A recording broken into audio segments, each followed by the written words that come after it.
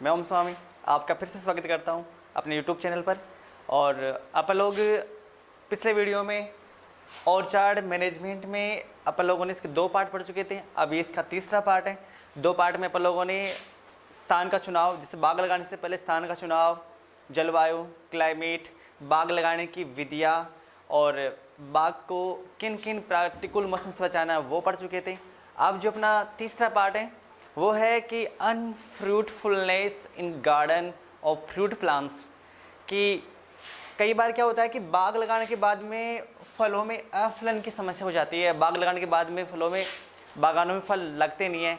ये अफलन की समस्या होती क्यों है, इसका विशेष कारण है जो मैं आपको बताने चाहने वाला हूँ। अगर आप लोग वो कारण जान लोगे तो आपको इनमें कोई दिक्कत नहीं आएगी कि उनमें फल फूल क्यों नहीं लगते। तो देखो, अफलन होता क्या है, अनफ्रूटफुलनेस होती क्या है, बाग में फलों का नहीं लगना, बाग में फलों का नहीं लगना, 1 साल लग जाना और 1 साल नहीं लगना, जिसे एकांतर फलन।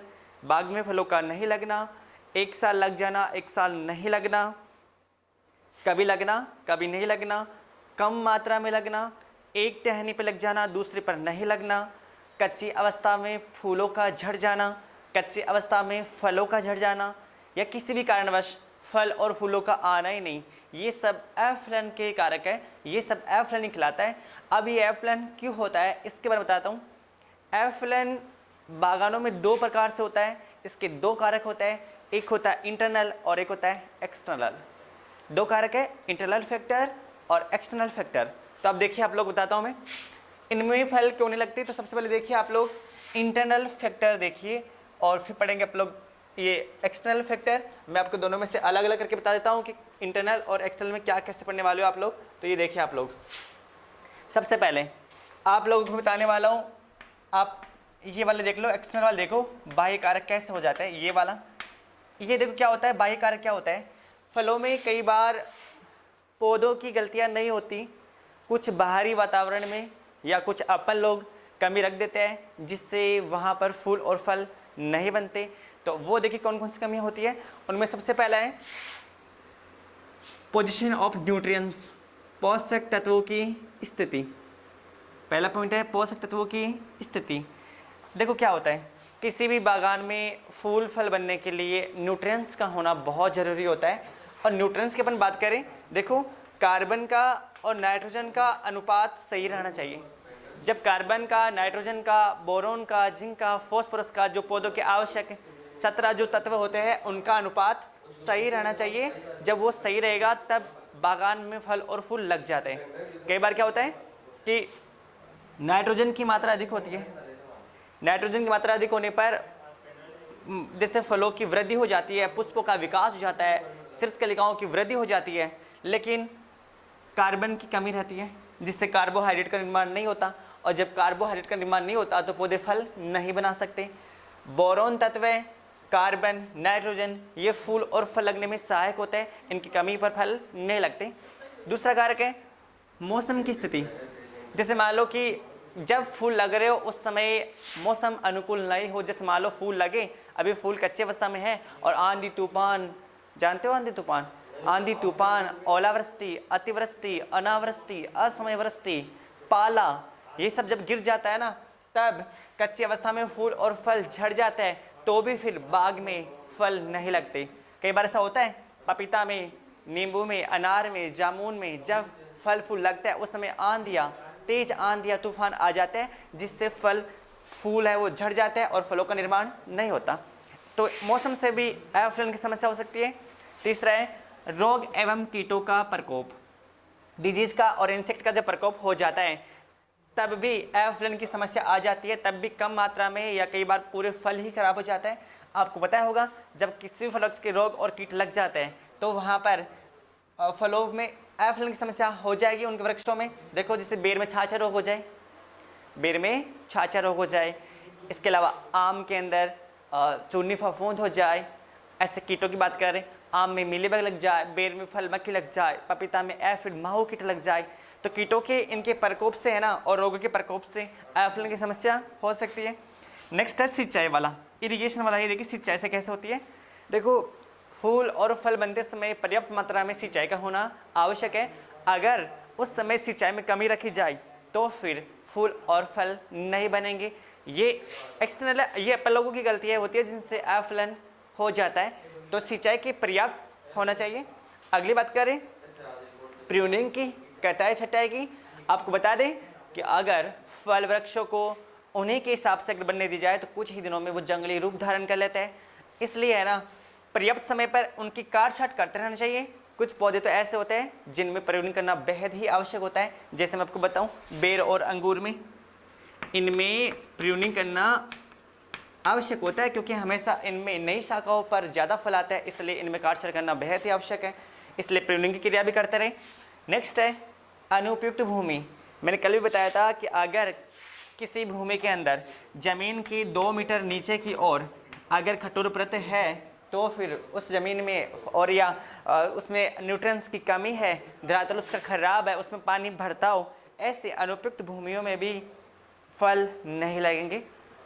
तो अब जब फल, ये तो है सारे एक्सटर्नल कारक, ये बाह्य स्थितियाँ होती है जिनसे फल नहीं लगते। लेकिन कई बार जब ये सब सही होने पर ये सारे सिस्टम जो है सिंचाई, काट छाट, अनुपयुक्त भूमि, मौसम की स्थिति, पोषक तत्व है, ये सब सही होने के बाद भी फल नहीं लगते। और अब ये फल क्यों लगते? क्योंकि इनके लिए जिम्मेदार है इंटरनल फैक्टर, कुछ आंतरिक कारक हैं जो इनके लिए जिम्मेदार है।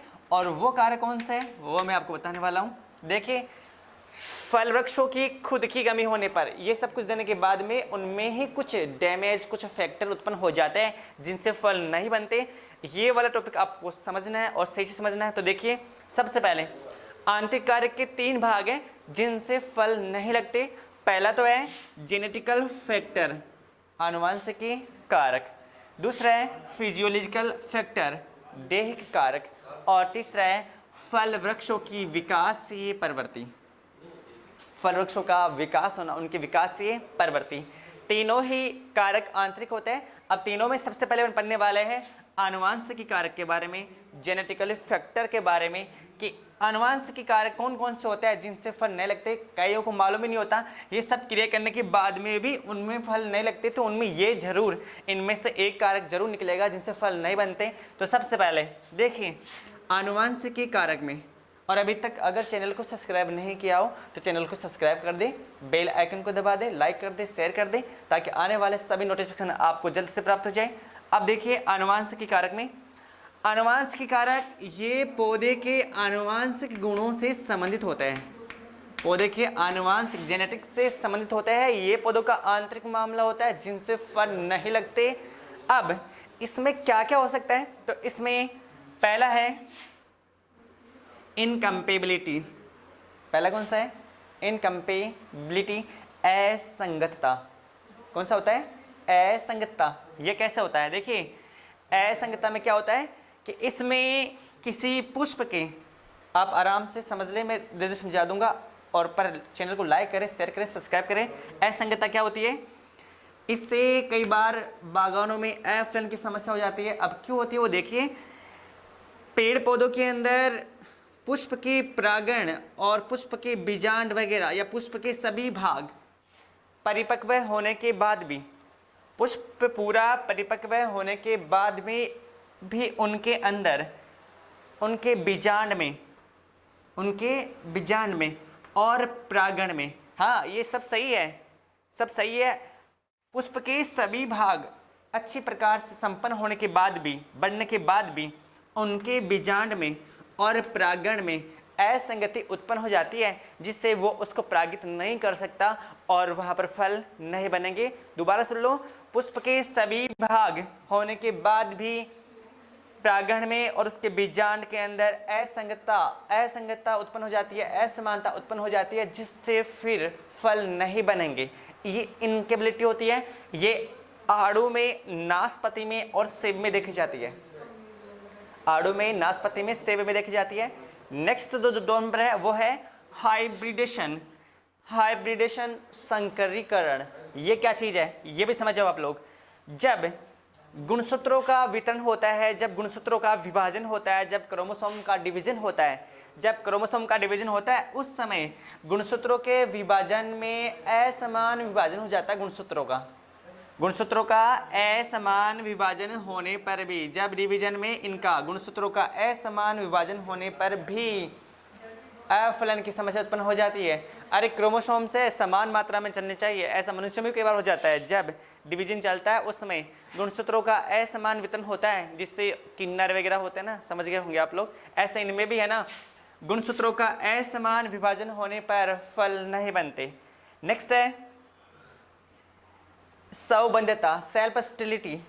सेल्फ स्टेबिलिटी, सौबंध्यता। अब ये क्या चीज होती है सौबंध्यता? देखिए, सौबंध्यता में पुष्प के खुद के परागकण पुष्प के खुद के वर्तिकाग्र को परागित नहीं कर पाते। मतलब किसी पुष्प में दोनों होने के बाद भी वो एक दूसरे को परागित नहीं कर पाते, तो इसे बोलते हैं सौबंध्यता। अब लोग यहाँ पर आंतरिक कारक में पहला कारक आनुवांशिक, आनुवांशिक का पहला भाग असंगतता, दूसरा संकरीकरण और तीसरा सौबंध्यता पढ़ चुके हैं। अब इसका नेक्स्ट वाला 2 नंबर पे है देहिक कारक। कौन से कारक हैं? देहिक कारक। ये किसी पौधे की देह से संबंधित होते हैं।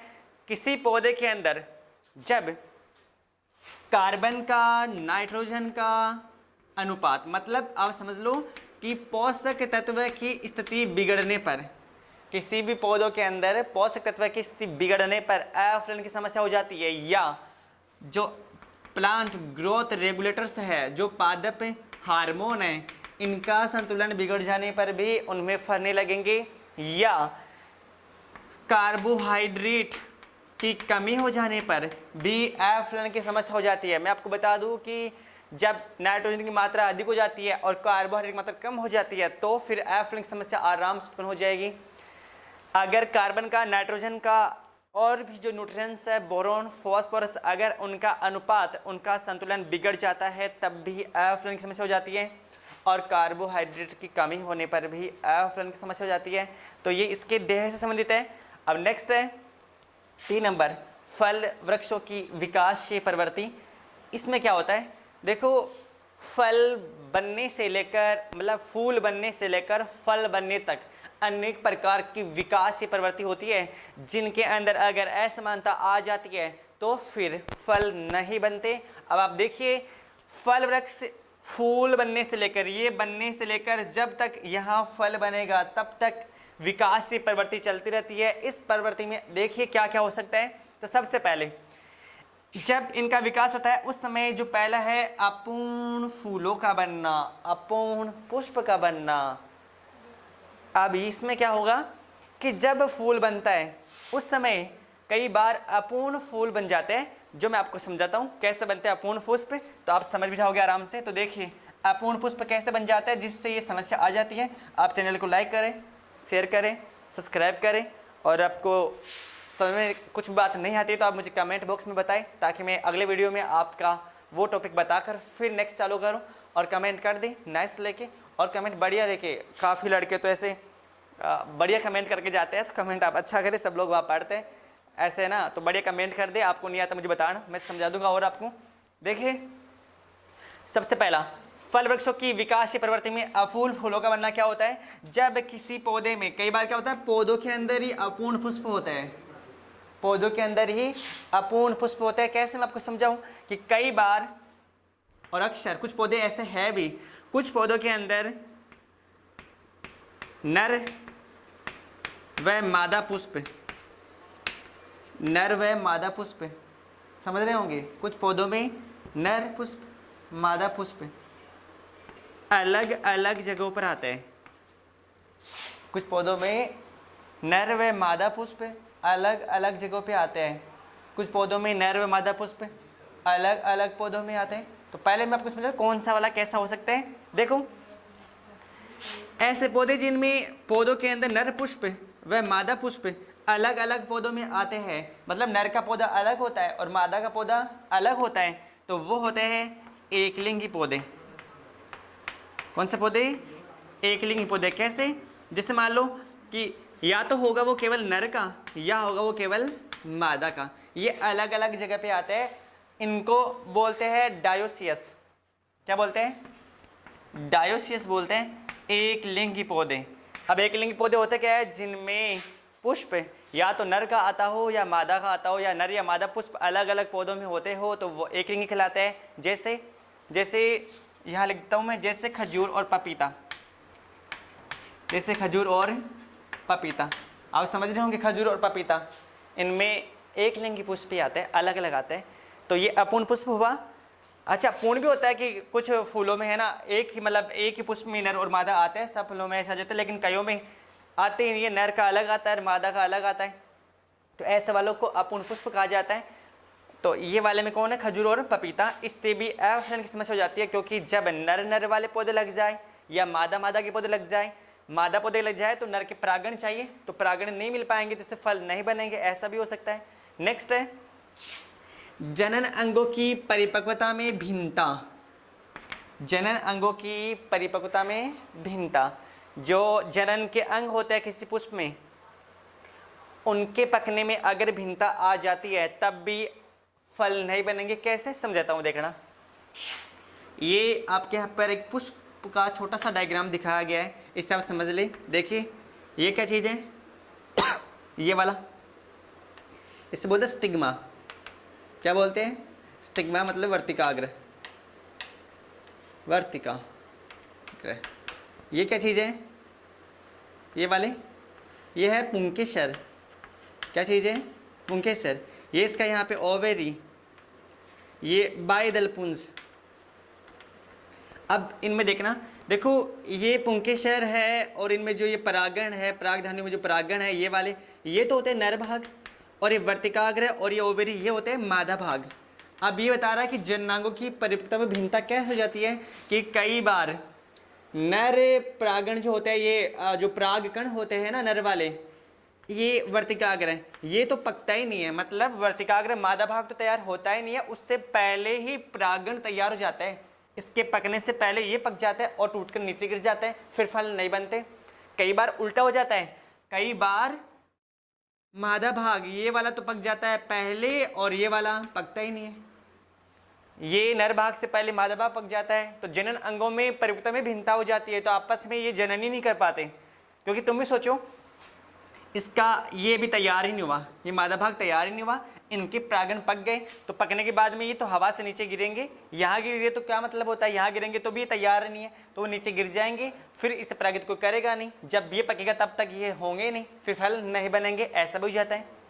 कई बार पराग का उर्वरण ही नहीं होना, पराग का उर्वरण ही नहीं होता। और देखो मैं आपको बता दूं, ये भिन्नताएं देखी भी जाती है, एक बार ये देखो आप लोग, इनमें भिन्नताएं देखी भी जाती है। जैसे मैं आपको बताऊं, आपको दो वर्ड देता हूं मैं, एक तो प्रोटोगाइनी, प्रोटोगाइनी, और एक प्रोटोएंड्री, प्रोटोगाइनी और प्रोटोएंड्री। मतलब प्रोटोगाइनी में क्या होता है, कई बार ऐसे फल वृक्षों में क्या होता है, कई बार मादा भाग पहले पक जाता है, जिसको तो बोलते हैं प्रोटोगाइनी, और जिसमें नर भाग पहले पक जाए वो होता है प्रोटोएंड्री, जैसे कटहल और ये वाला सीताफल। प्रोटोगाइनी में क्या होता है, इसमें मादा भाग पहले पक जाता है, और प्रोटोएंड्री में क्या होता है, इसमें नर भाग पहले पक जाता है। तो ये वाला भी ऐसे देखा जाता है, कटहल में देखा जाता है, ये पपीता में देखा जाता है, तो उनमें ये समस्या बनी रहती है। कई बार पराग का उर्वरण होना भी होता है, कई बार क्या होता है कि ये परागकण उर्वरण नहीं होता, ये परागकण जीवन सक्षम ही नहीं होते। जब ये परागकण जीवन सक्षम नहीं होते तो ये इसके वाले वर्तिकाग्र को परागित नहीं कर सकते, और जब ये नहीं करेंगे तो फिर भी क्या हो जाएगा, अफलन हो जाएगा। नेक्स्ट है विषम वर्तिकात्व हेटेरोस्टाइल। विषम वर्तिकात्व हेटेरोस्टाइल, इसमें क्या होता है, अक्सर पौधों में क्या होता है, कई बार कुछ पौधों के अंदर स्टिग्मा से, वर्तिकाग्र से ये जो पुंकेसर होते हैं ना, वो थोड़े दूर निकल जाते हैं। आपको बताएं, ये थोड़े से दूर निकल जाते हैं साइड के अंदर, या ज़्यादा लंबे हो जाते हैं, वर्तिकाग्र छोटा जाता है, इससे ज़्यादा लंबे हो जाएंगे या ज़्यादा दूर निकल जाएंगे। और जब वो पक जाते हैं, जब ये दोनों तैयार हो जाते हैं, उस समय जब हवा चलती है, तो हवा चलने पर जो परागण होता है ना, तो हवा चलने पर देखो जब हवा चलेगी तो ये हिलेंगे तो परागकण टूट कर नीचे ही चल पड़ जाता है, इधर नीचे ही गिर जाते हैं। अगर इसके ऊपर क्यों रहे ना, देखो यहाँ रहेंगे ये वाले, तो टूट कर इसके ऊपर गिर जाएंगे आराम से, यहाँ से परागित हो जाएगा। लेकिन जब ये साइड में निकल जाते हैं, बड़े हो जाते हैं, उस समय ये परागित इस पुष्प को नहीं कर सकता। ऐसा होने पर भी अफलन की समस्या हो जाती है। अब अफलन की समस्या को दूर कैसे करें, इस एफलन की समस्या को दूर कैसे करें, तो मैं आपको बताने वाला हूँ 2 उपाय। एक तो कुछ नेचुरल उपाय जो आप लोग आराम से जान जाओगे, और एक है हार्मोन्स के उपाय जो मैं आपको समझाने वाला हूँ। सबसे पहले देखिए नेचुरल में क्या करोगे। अभी पढ़े थे अपन लोग कि अगर यहाँ पढ़े थे सिंचाई से अगर गड़बड़ है तो सिंचाई की तो व्यवस्था कर ले, कि भाई सिंचाई से अगर एफलन की समस्या हो रही है तो वहाँ पे सिंचाई की व्यवस्था रखें। इसके अलावा कटाई छटाई से भी बताया था एफलन नहीं होता, तो भैया फलों में उपयुक्त रूप से क्या करें, काट छाट करते रहे, उनसे भी बन जाएगा। अगर मिट्टी धरातल थोड़ा ख़राब है तो उसकी भी आप लोग बराबर करके खाद डालो, उसको भी अच्छा कर लें। उर्वरक की कमी है तो वो डाल के भी सही कर लें, उनसे भी कोई दिक्कत नहीं है। इसके अलावा और आप क्या कर सकते हो, इसके अलावा आप लोग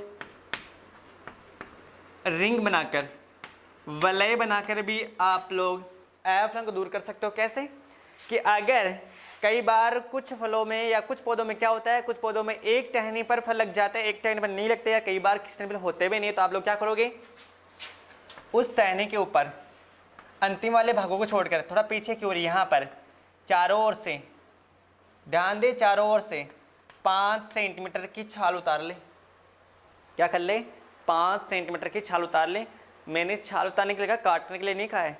5 छाल उतार ले। ऐसे क्या होगा, ऐसा करने से इन यहाँ बनने वाला जो कार्बोहाइड्रेट होगा वो यहाँ जमा हो जाएगा, और कार्बोहाइड्रेट जब यहाँ पे जमा हो जाएगा और जब इसमें पुष्पन होगा उस समय पर्याप्त मात्रा में इनको क्या मिलेगा, कार्बोहाइड्रेट, और खूब सारे क्या बन जाएंगे, फल बन जाएंगे।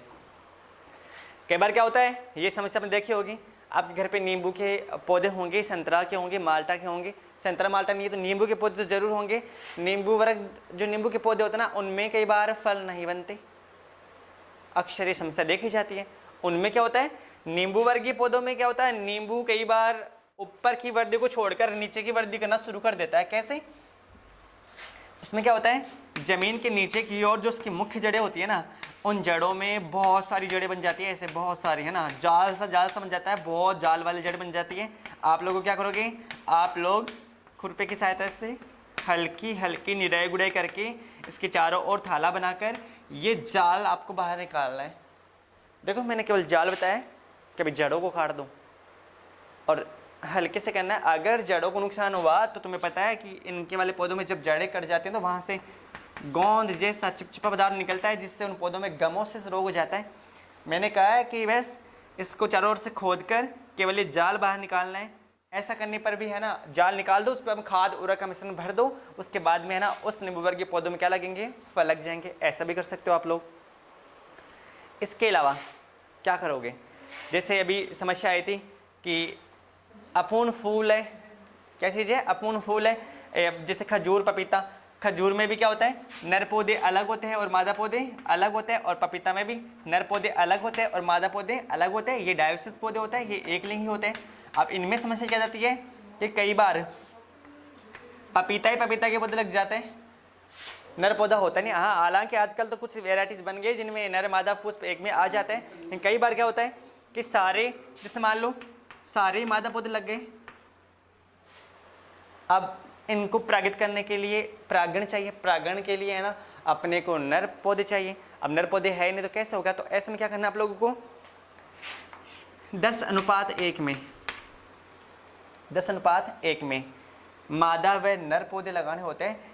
और जब जिस जगह पर अपन लोग परागित करवाने के लिए पराग देने वाले फल वृक्ष लगा रहे हैं और वो पराग दे रहे हैं, ऐसे वाले पौधों को पॉलिनाइजर्स कहा जाता है। क्या बोलते हैं, पॉलिनाइजर्स कहा जाता है। तो आप लोग ये नर पुष्प लगाकर या परागण वाले पॉलिनाइजर्स पौधे लगाकर भी आप लोग इस समस्या को दूर कर सकते हो। और जो नेक्स्ट है वो है plant regulators, plant growth regulators, पादप हार्मोन। इनसे भी आप लोग कर सकते हो, लेकिन प्लांट ग्रोथ रेगुलेटर्स हार्मोन्स के अंदर, है ना, थोड़ी सी समस्या आती है, जिसके बारे में आपको बताऊंगा कि उनका प्रयोग कितनी मात्रा में कैसे करना है। हाँ, हालांकि उनसे एफलन की समस्या दूर हो जाएगी। तो नेक्स्ट वीडियो में अपन देखने वाले हैं पादप हार्मोनों का प्रयोग।